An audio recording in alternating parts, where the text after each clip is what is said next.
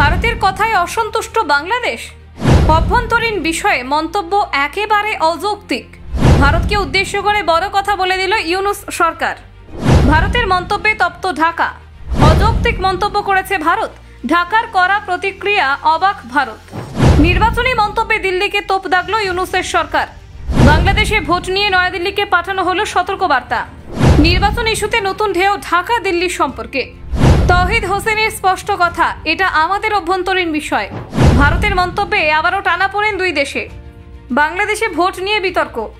দিল্লির বক্তব্যে অসন্তোষ শুরু। প্রতিবেশী সম্পর্কের নতুন পরীক্ষা। বাংলাদেশ বনাম ভারত কোন দিকে এগোচ্ছে দুই দেশের সম্পর্ক? দেখুন, বাংলাদেশের আসন্ন জাতীয় নির্বাচন নিয়ে ফের কূটনৈতিক টানাপোড়েন তৈরি হয়েছে ঢাকা ও দিল্লির মধ্যে। আগামী বছরের ফেব্রুয়ারিতে নির্বাচনের কথা থাকলেও ভারতের সাম্প্রতিক মন্তব্যে অসন্তোষ প্রকাশ করেছে বাংলাদেশের অন্তর্বর্তী সরকার। মোহাম্মদ ইউনূসের নেতৃত্বাধীন এই সরকারের বিদেশ উপদেষ্টা তৌহিদ হোসেন বলেছেন, ভারতের মন্তব্য অযৌক্তিক এবং বাংলাদেশের অভ্যন্তরীণ বিষয়ে হস্তক্ষেপ। বাংলাদেশের সরকারি সংবাদ সংস্থা বাসাস এর রিপোর্ট অনুযায়ী তৌহিদ হোসেন সাংবাদিকদের বলেন, আমি ওই বক্তব্যকে ভারতের নিজস্ব বিষয় বলে মনে করি না। এটি বাংলাদেশের সম্পূর্ণ অভ্যন্তরীণ ব্যাপার। তাই এই ধরনের মন্তব্য একেবারে অযৌক্তিক। তার এই বক্তব্যকে বাংলাদেশের কূটনৈতিক মহল অত্যন্ত তাৎপর্যপূর্ণ বলে মনে করেছে। শেখ হাসিনা সরকারের পতনের পর থেকে ঢাকা ও দিল্লির সম্পর্ক আগের মতো মসৃণ নেই।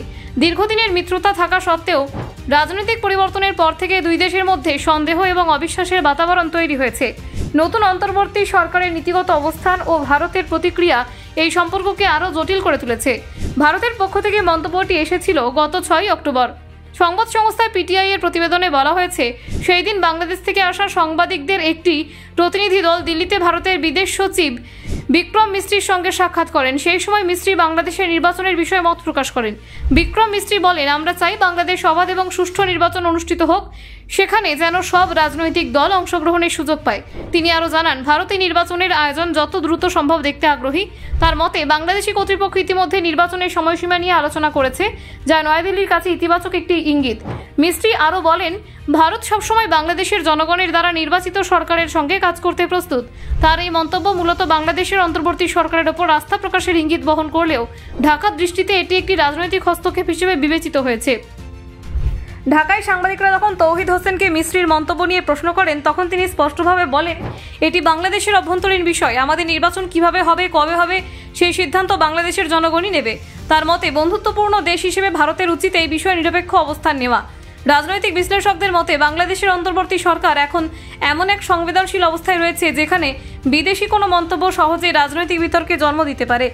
বিশেষ করে ভারতের মতো প্রতিবেশী দেশের বক্তব্যকে ঢাকায় রাজনৈতিকভাবে গুরুত্ব দেওয়া হয়। বাংলাদেশের রাজনৈতিক বাস্তবতায় ভারত সবসময় একটি প্রভাবশালী পক্ষ হিসেবে বিবেচিত। শেখ হাসিনার আমলে দুই দেশের সম্পর্ক ছিল ঘনিষ্ঠ, কিন্তু তার পতনের পর থেকে ইউনূসের সঙ্গে ভারতের সম্পর্ক এখনও গড়ে ওঠার প্রাথমিক পর্যায়ে রয়েছে। ব্যুরো রিপোর্ট, অজানার দেশে।